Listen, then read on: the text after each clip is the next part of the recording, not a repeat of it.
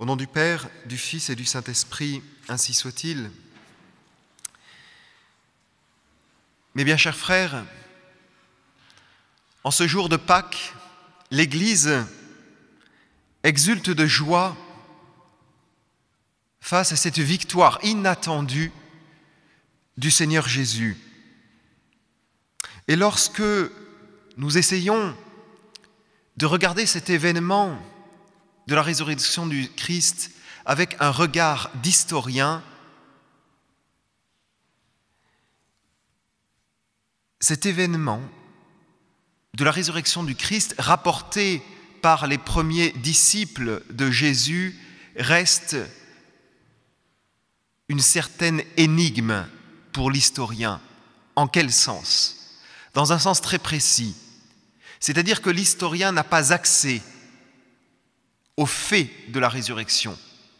L'historien a accès seulement à une foule de témoignages de l'époque, témoignages visuels, témoignages rapportés par des gens qui disent, qui affirment que le Christ est bien ressuscité, qui affirment que Jésus leur est apparu.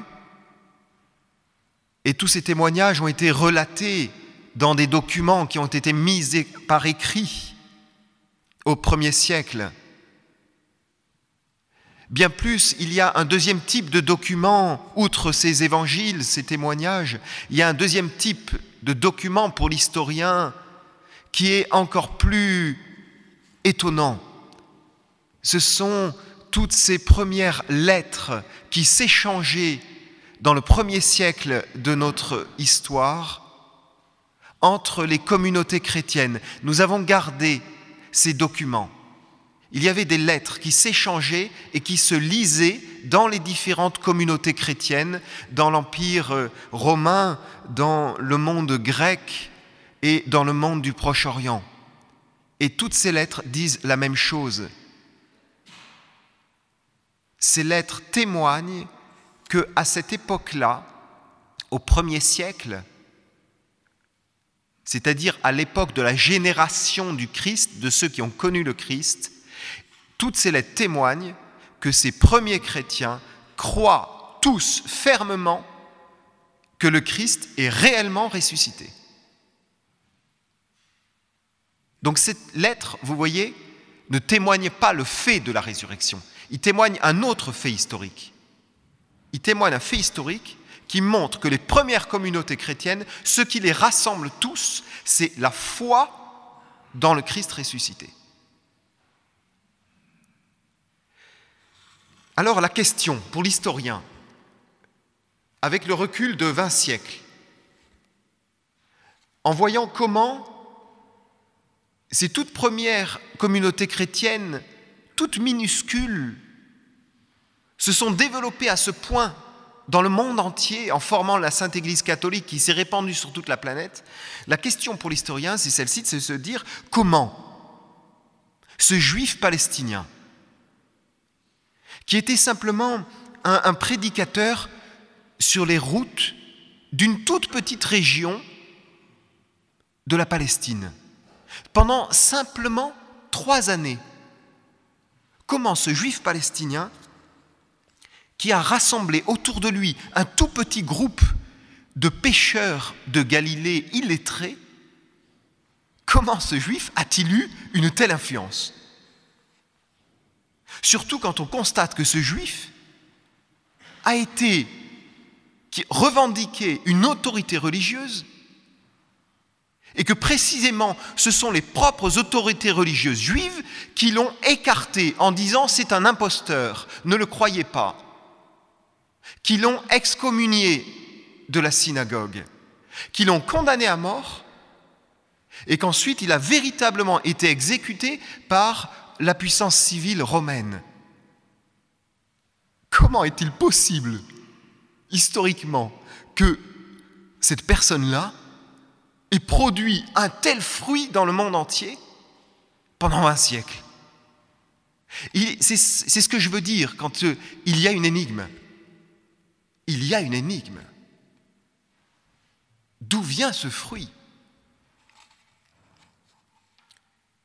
Quand on regarde un peu plus précisément, il y a un fait historique ensuite incontestable, c'est que Jésus a réussi le tour de force, lui qui n'a prêché que pendant 3 ans, à produire un changement civilisationnel définitif, moral, religieux, politique, spirituel, non seulement dans le peuple juif, mais dans le monde entier. Et ce changement civilisationnel a touché toutes les cultures. Et là, encore une fois, l'historien se dit, comment est-ce possible ? Surtout si on se penche encore plus précisément et qu'on regarde l'histoire primitive de ces disciples de Jésus. Et on constate que le Christ est, pour l'historien, le Christ, si vous voulez, étant ressuscité réellement ou pas, j'allais dire peu m'importe, je ne regarde plus la personne du Christ, je regarde les premiers siècles du christianisme. Qu'est-ce que je vois en tant qu'historien ? Je constate que ces premières communautés chrétiennes, dès le début, étaient complètement marginales. Elles avaient le pouvoir politique contre elles, elles avaient le pouvoir religieux contre elles, elles avaient tous les pouvoirs contre elles. C'était ridicule. Et en plus, voilà qu'ils se mettent à prêcher une rectitude morale, des lois morales difficiles à suivre, et en plus ils prêchent une résurrection d'un homme, de ce Jésus. Tout un amas de choses difficiles à suivre. Qu'est-ce qui s'est passé ? Qu'est-ce qui s'est passé pour que ce Jésus ait eu cette telle influence ? Et si je regarde encore un petit peu plus avant, 2e siècle, 3e siècle de cette communauté chrétienne qui se développe peu à peu, je vois quoi ? Je vois une persécution. Je vois une sorte de complot, si on peut parler comme ça, entre toutes les autorités contre cette Église naissante. Et ça va être des persécutions atroces. Et ça n'a pas empêché. Pourquoi, bon sang, cette Église a-t-elle continué à se développer ainsi ? Malgré tous les moyens légaux et violents qui ont été faits, qui ont été pris pour empêcher ce développement de cette Église. Et qu'est-ce qui s'est passé ?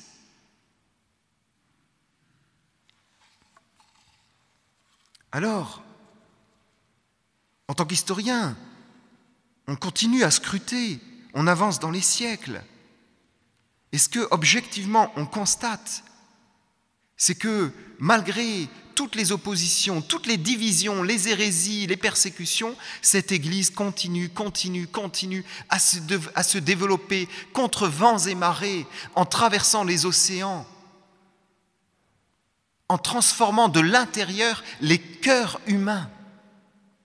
La perspective de la vie humaine, la perspective des relations familiales, des relations de couple, des relations sociales, tout est bouleversé avec ce christianisme.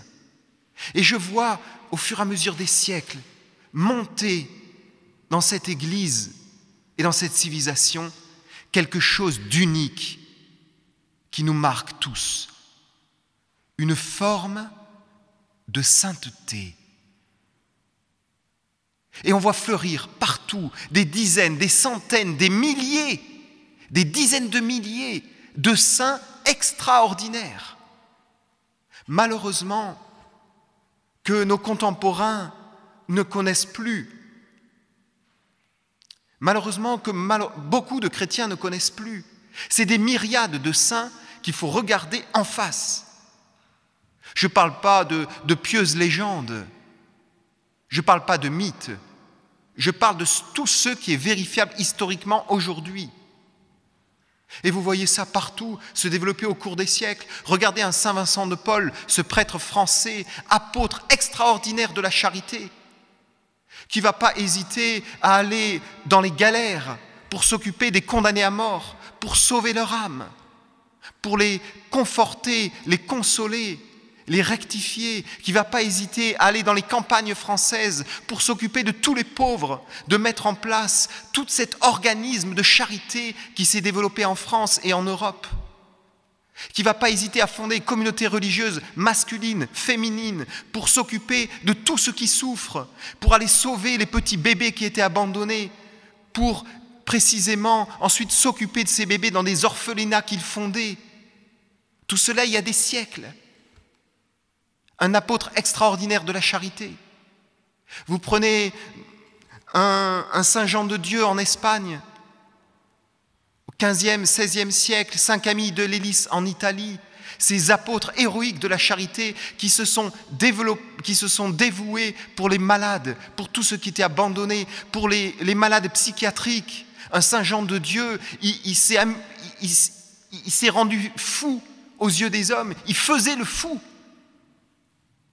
Et on l'appelait un fou.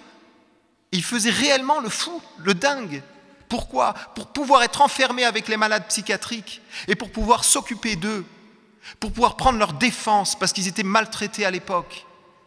Et avec un Saint Camille de Lélis en Italie, ils ont peu à peu transformé la vision du malade selon la doctrine de Jésus. Et ensuite, ils ont petit à petit transformé le système hospitalier et ils ont lancé une impulsion dans toute l'Europe qui a produit la transformation générale de tout le système hospitalier européen, de toutes les règles d'hygiène dans les hôpitaux, de toute la charité envers les malades. Ils ont fait une transformation profonde, toujours par ces hommes habités par la doctrine et l'amour du Christ. Et toujours ces hommes-là disaient « Mais nous faisons cela pour sauver vos âmes. » Et vous allez partout dans le monde entier, vous voyez la même chose. Allez au Japon à la fin du XIXe siècle, et vous avez ces 52 martyrs du Japon. Tous ces jeunes Japonais qui ont préféré donner leur vie, et ils ont été décapités, brûlés et crucifiés. Pourquoi ? Par amour d'un homme qu'ils n'ont jamais rencontré, par amour de Jésus-Christ. Comment aller donner sa vie, briser sa vie à la fleur de l'âge pour un homme qu'ils n'ont jamais rencontré ? Comprenez-vous la vérité historique qui est palpable derrière tout cela ? C'est qu'il se passe quelque chose dans l'Église. Il se passe quelque chose depuis 2000 ans. Il y a quelqu'un là derrière qui touche les cœurs, qui agit, qui donne une force héroïque de fidélité jusqu'à la mort. Allez en Afrique, vous verrez la même chose. Fin du XIXe siècle en Afrique, les martyrs de l'Ouganda. Et vous avez toute cette masse de jeunes adolescents qui vont se laisser mettre à mort par le fameux roi tyran de l'Ouganda, antichrétien. Et pourquoi vont-ils être mis à mort alors qu'ils sont jeunes adolescents ? Pourquoi ? Ils vont dire « Pour Jésus ». Mais qui est Jésus ? Ils n'ont jamais vu ce Jésus. Parce que Jésus est là. Ils l'ont dit, parce que Jésus est là. Il est vivant en nous. Et ils ont préféré rester fidèles à Jésus, à cette personne, à la prière, à la foi.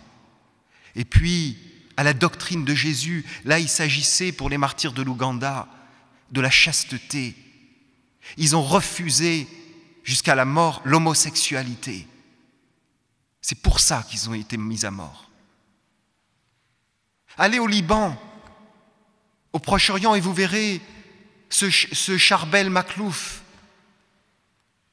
homme extraordinaire, maronite, fils d'humbles paysans libanais. Lui aussi, quand on lui demandait « Mais qu'est-ce qui s'est passé en vous ?» Il disait « C'est Jésus, il est là. Il m'a transformé. » Et il est devenu prêtre. Et il s'est mis dans l'isolement, dans la pauvreté complète, loin du monde. Il est devenu ermite, un homme qui marquait ses générations, même les musulmans étaient marqués par cette sainteté qui rayonnait de lui. C'était un homme de prière constamment. Tout le monde le disait. C'était à la fin du 19e siècle. Ce n'est pas des pieuses légendes d'avant. Tout le monde le disait. On s'approchait de lui. On voyait dans ses yeux. Il y avait quelqu'un qui l'habitait. Un homme de prière constante, toujours calme, toujours artisan de paix. Et cet homme est mort.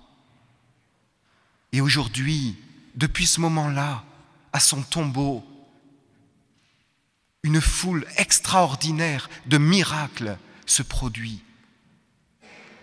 Il y a quelqu'un dans l'Église, mes bien chers frères, c'est ça le mystère de Pâques. C'est ça l'énigme de l'historien.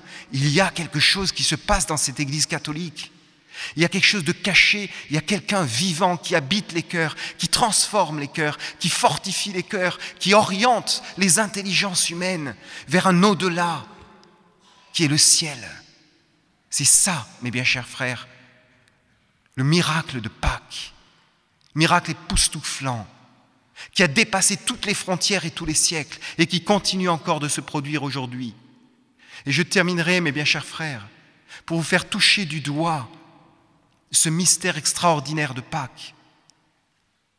Nous-mêmes prêtres, nous pouvons témoigner que ce mystère est à l'œuvre aujourd'hui.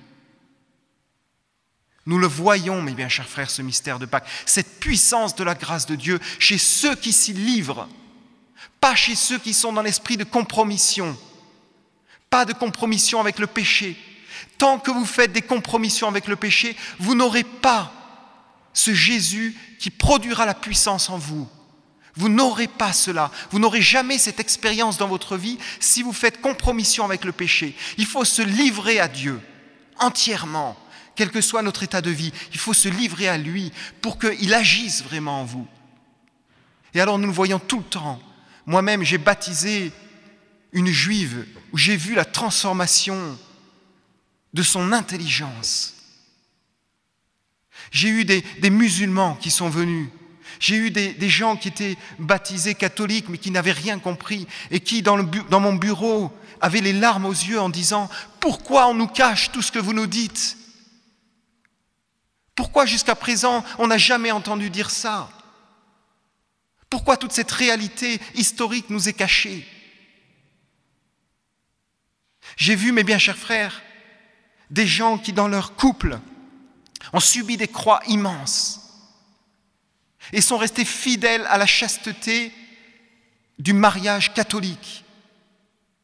J'ai vu des gens que j'admirais secrètement sans le leur dire, qui venaient au confessionnal, parce que dans leur âme, on voyait la puissance du Christ, une fidélité à toute épreuve.